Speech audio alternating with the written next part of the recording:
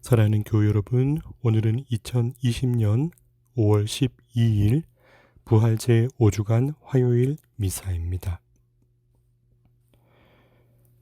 어려운 시기를 함께 겪어내면서 극복해 가고 있는 전 세계의 몸부림을 우리가 더욱 깊은 사랑과 배려로 성숙한 마음으로 치유와 회복의 길로 옮아갈 수 있도록 기도드리고, 특별히 여러분들 가운데도 내적인 어려움이나 또 심정적인 약함을 잘 다지셔서 주님 안에 그리고 생활 전반에 있어서도 활력과 용기를 얻으시도록 기도드리고 있습니다.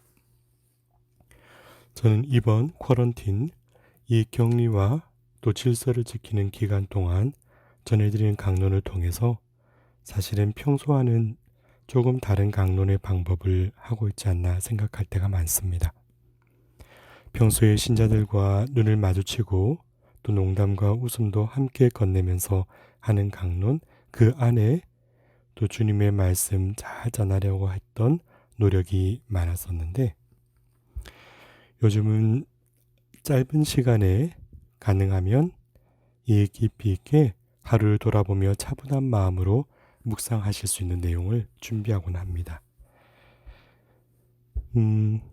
이렇게 강론을 음성으로 또 유튜브나 온라인으로 청취하실 때면 우리가 비대면을 하다 보니까, 그래서 얼굴을 볼 때랑 보지 않을 때랑 참 많이 다르잖아요.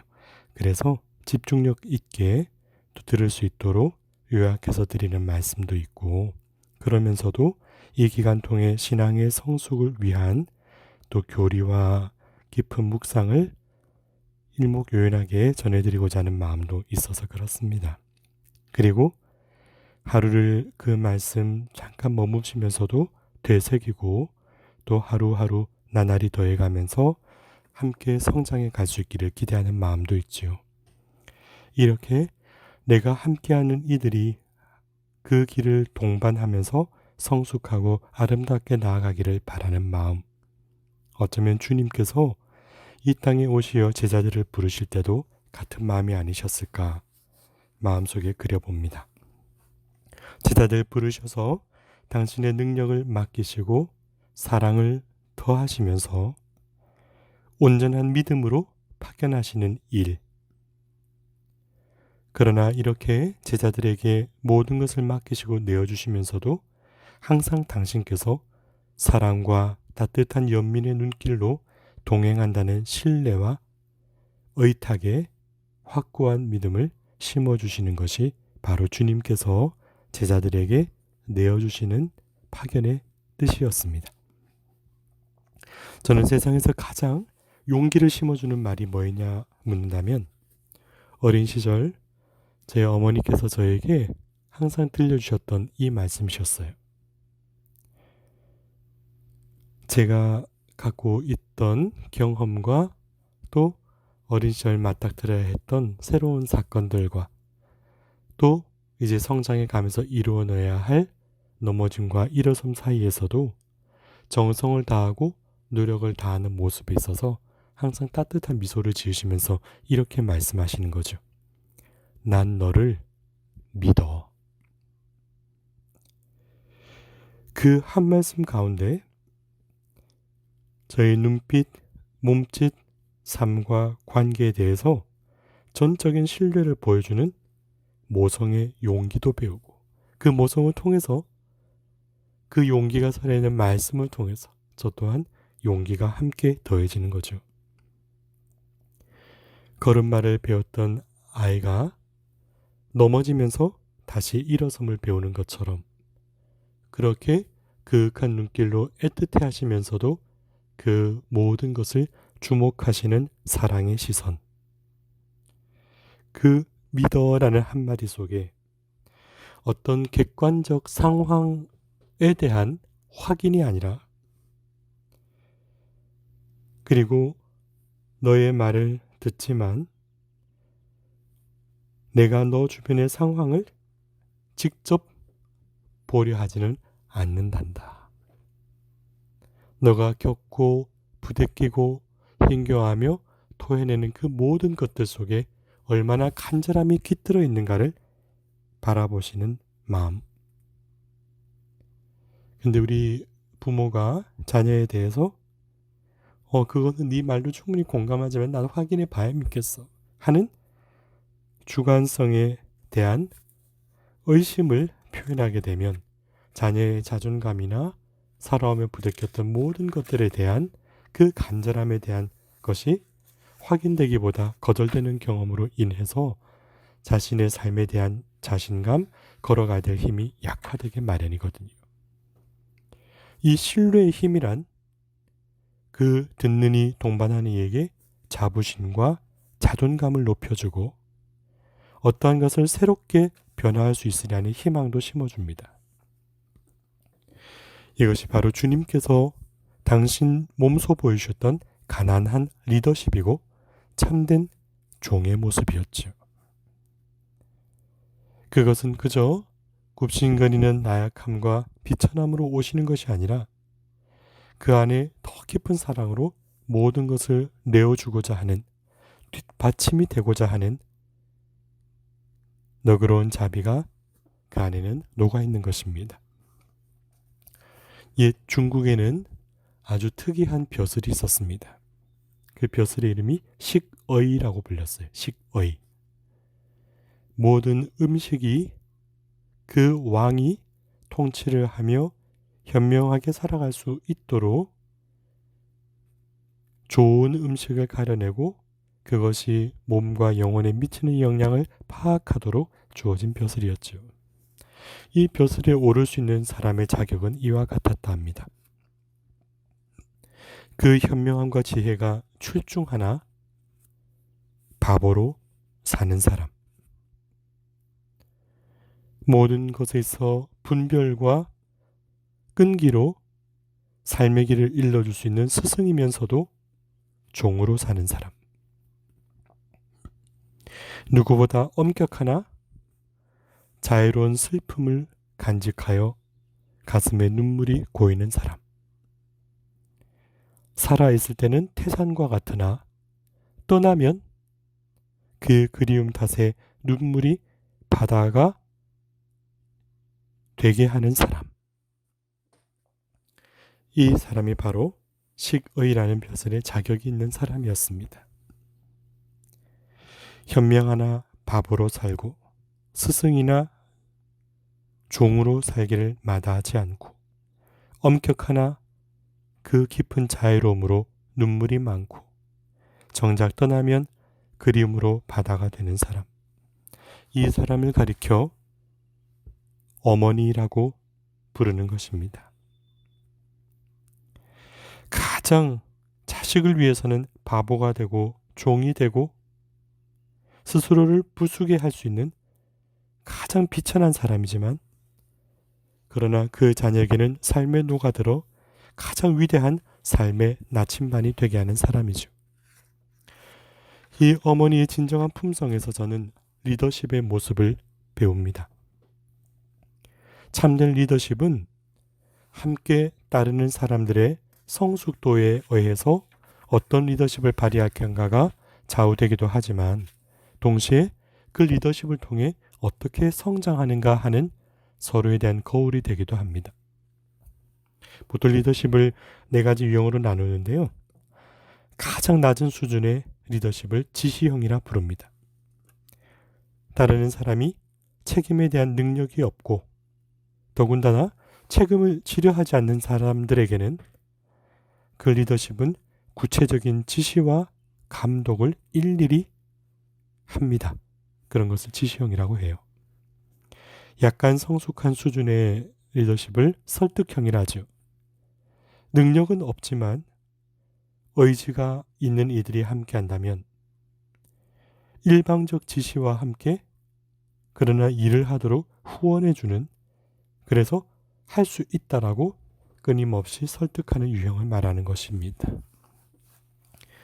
세 번째로 고도로 성숙한 추종자, 다른 사람이 있을 때는 참여형의 리더십을 발휘하죠. 이는 성숙하며 능력은 있으나 자신감과 열정이 부족한 이들에게 내어주는 리더십의 방법입니다. 자신이 가진 능력을 활용하도록 대화하고 또 지원하면서 함께 결정하는 그런 방법을 말하는 것이죠. 그리고 끝으로 가장 높은 수준, 능력도 있고 동기부여도 확실한 이들에게 사실 이들에게는 지시나 지원의 필요가 있는 것이 아니라 그 사람이 스스로 결정할 수 있도록 모든 것을 열어주는 것을 말해요. 내가 함께하는 이들의 모습 속에서도 나는 어떻게 하는가가 이렇게 발휘되는 것이지만 동시에 이 모습 통해서 나는 어떤 유형의 그런 인도를 받고 살아갈까? 또 반대편 입장에서 보면 나는 삶에서 어떤 사람을 만나왔는가 하는 것도 삶에 미치는 영향이 참으로 크다 말이죠. 하나하나 일거수일투족 구체적인 지시와 감독을 받는 사람은 사실 내가 또 반대로 나의 입장에서는 가장 낮은 사람에 불과하구나 라고 생각하여 스스로가 상처 입거나 열등감에 빠질 수가 있고요. 일방적 지시와 일을 하도록 후원해 주는 것에 있어서 일을 할 수 있는 자신감은 조금씩 성장하겠지만 나 스스로 결정하거나 방향을 설정할 수가 없어서 우유부단하게 될 수도 있지 않을까 생각이 듭니다.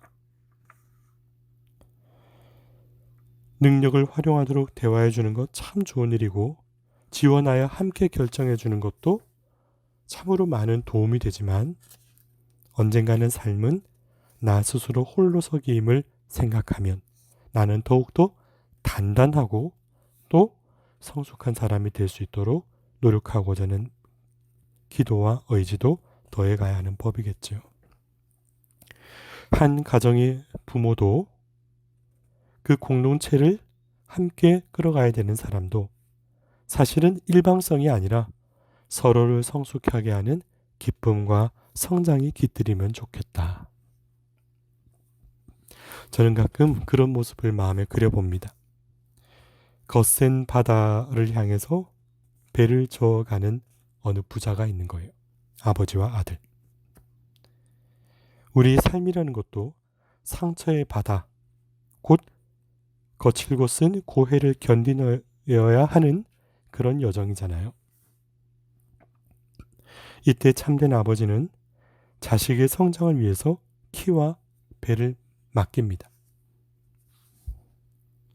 키를 쥐고서 이 배를 몰아가야 하는 아들 곁에 아버지가 왜 그렇게 키를 잡느냐, 왜 이렇게 못 견디냐, 뭘 이렇게 해야 되느냐 하나하나 다 하면 그 아들은 주눅 들어서 앞을 보지는 못해요. 아버지가 나를 어떻게 보고 있나 계속 고개를 돌려서 아버지의 시선을 맞추느라 불안하고 두렵기 때문에 그때 배는 어느 방향으로 갈지를 몰라요. 어느 정도 맡겨주는가 싶지만 또 중간중간에 이거는 이렇게 하는 거다 하면 역시 크게 다르지 않은 결과를 낳지요.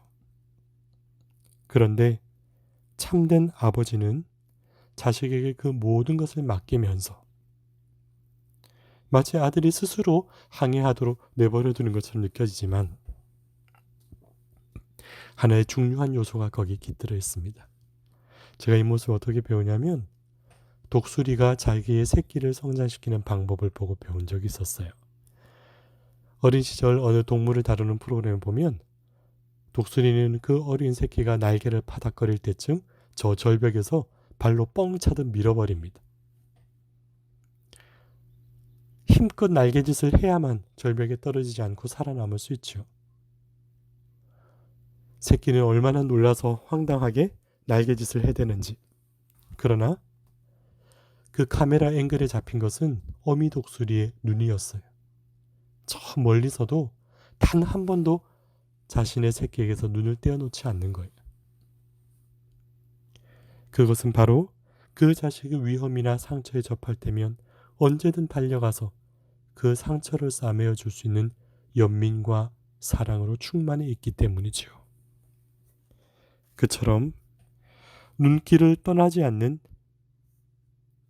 기다림, 그 안에는 깊은 사랑과 그 사랑하는 이를 향한 끊임없이 동행하려 하는 의지도 함께 깃들어 있는 것입니다. 오늘 제1육서 사도행전 14장 23절에 교회마다 원로들을 임명하고 단식하고 기도한 뒤에 그들이 믿게 된 주님께 그들을 의탁하였다 하고 이제 또 다른 제자들을 파견하는 모습을 그려줍니다. 여긴 세 가지 요소가 깃들어 있지요. 첫 번째, 원로들을 임명하고 누구를 선택할 것인가 참 중요한 거예요. 그 자격에 걸맞은 이들을 분별하고 초대하는 일, 거기에는 신중함이 깃들어야 된다 짚어봅니다. 두 번째는 단식하고 기도하라. 누군가를 선택하여 파견하기 전에 내가 그를 위해서 얼마나 희생 어린 사랑과 기도를 다하는가. 이 사제를 주님의 품에 맡겨준 어머니의 묵주는 닳고 닳아서 나무 결이 다 지워지지요. 그 가는 길이 얼마나 험할까. 때로는 사람 가운데에 파도를 헤쳐가기가 얼마나 고독할까. 그 마음을 당신이 더 아파하면서 하는 기도. 이 희생 어린 사랑과 기도에는 주님 안에 겸손과 그 사람을 향한 묵묵한 사랑과 배려가 깃들이는 것이지요. 끝으로 주님께 그들을 의탁하였다. 여기는 주님께 맡기는 신뢰와 세 가지 요소가 깃들어 있습니다. 우리 사회교리 좀 배워볼까요? 사회교리에 가장 중요한 세 가지 원리가 있어요. 첫 번째는 보조성이에요. 큰 역할을 가진 사람이 작은 이들을 파견할 때 그에게 모든 것을 주며 끊임없이 보조를 맞추어 도와주는 마음을 말하는 거예요. 두 번째는 연대성. 그가 겪고 있는 성과나 결과에 매달리는 것이 아니라 그가 겪는 슬픔과 아픔과 고통에 함께 동참해주고 그 마음을 열어주는, 그래서 하나로 연결되는 마음을 말하죠. 그리고 세 번째는 동반자 의식이에요. 독일어로 베글라이텐. 그 말을 찾아보니 이런 뜻이더라고요. 한 걸음 한 걸음 보조를 맞추는 이유는 그가 나와 동등한 형제라고 느끼는 것이다 라고 설명하는 말을 본 적이 있습니다. 함께 걷는 사람. 나는 윗사람이고 너는 아랫사람. 나는 너에게 지시하는 사람이 아니라 하느님께서 불러주셔서 그 걸음이 충만하도록 채워줄 나의 형제라는 마음. 그렇게 신중함으로 분별하여 사람을 선정하고 그 사람을 위해 나는 오히려 더 희생 어린 사랑과 단식하는 마음으로 기도하고, 그러나 그가 일을 잘 할 수 있도록 저 먼 발치에서 그러나 주목하면서 주님께 의탁하는 마음. 이것이 이루어질 때 총체적인 성장도 이루어지고 성숙한 리더십이 서로에게 발휘되는 거예요. 이것은 세상의 안일함을 추구하라는 것도 아니고 곧 주님이 주시는 사랑과 소명에 깨어있으라는 초대입니다. 요한복음 14장 27절 오늘 복음에 내가 주는 평화는 세상에 주는 평화와 같지 않다 하십니다. 이것은 안주하라는 것도 안일하게 살라는 그런 평화가 아니죠. 세상에서 제일 맛없는 안주가 뭔지 아세요? 바로 현실 안주래요. 현실 안주. 현실에 머물러서 주저앉는 그 말이에요. 우리는 주님의 사랑 안에 나아가야 할 성장과 성숙의 선택을 하도록 불림받는 사람입니다. 그 주님의 그윽하고 깊고 넓은 사랑 안에 오늘 요한복음 14장 31절에 내가 아버지를 사랑한다는 것과 아버지께서 명령하신 대로 내가 한다는 것을 세상이 알아야 한다 하고 주님이 소신 있게 걸어가실 삶의 의미를 설명해 주고 계시지요. 그것은 곧 아버지 하나님께서 외아들이신 당신에게 모든 것을 믿고 맡기셨고 또 주님께서는 제 영을 아버지께 아버지 손에 맡깁니다 하듯 전적인 신뢰가 함께 이루어지기에 가능한 은총의 모습입니다. 우리 또한 서로 사랑하고 성숙하도록 일깨워주고 이끌어주는 이 복된 관계로 서로를 성장시킬 수 있는 그런 길로 함께 할 수 있으면 참으로 좋겠습니다. 오늘 성물도 세 번째 시편 32장 12절 14절에는 이런 말씀이 나옵니다. 복되다 그 하느님 주님이신 백성이여 주께서 당신 기업으로 뽑으신 결례로다. 계시는 그곳에서 땅에 사는 모든 사람을 두루 다 보시도다. 그 공동체가 얼마나 주님 안의 깊은 사랑과 성숙의 열매로 다져지고 있나 하는 지표는 바로 함께하는 이들의 얼굴에, 함께하는 이들의 영혼에 얼마나 사랑과 기쁨이 충만하도록 서로를 내어주는가에 달려 있습니다. 사랑하는 교우분들의 가정도, 디디고 있는 삶의 자리도, 그리고 주님 안에서 함께 걸음을 옮기는 공동체의 모습도 그런 성숙을 지향해가며 하느님 나라를 이 세상에 앞당겨 체험할 수 있는 복된 기쁨이 더해갈 수 있도록 막가진 은총을 청하면서 이 미사를 정성되이 봉헌드립니다. 드립니다.